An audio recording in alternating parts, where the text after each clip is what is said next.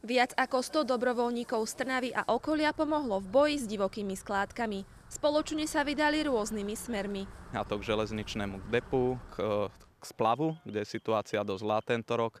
A takisto sa upratuje vstupný parčík, areál amfiteátru Kamenný mlyn, lužný lesík a povodie riečky Parná. Zastúpené boli všetky vekové kategórie. A obzvlášť najväčšiu radosť mám z rodín s malými deťmi a aj teda z rodičov, ktorí vedú svoje deti naozaj k úcte k životnému prostrediu. Chcel som, aby bola tá Trnava taká čistejšia. Oblečenie, detské plienky či elektronika. Aj tieto predmety nájdeme vo voľnej prírode, kde ich ponechali nezodpovední ľudia.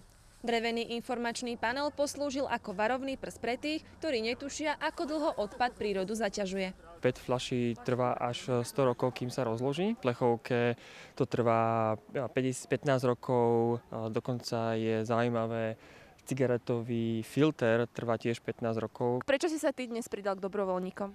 Tak my sme tu ako skauti, ako celá skupina, tak myslíme si, že skauting je o tom, že malo by sa pomáhať. Žijeme tu v tomto meste, chodíme sem, rekreujeme sa, behávame tu, takže je prirodzené, aby sme prišli pomôcť. A pomohli tiež otužilci, pre ktorých je splav tak povediac tréningovým centrom.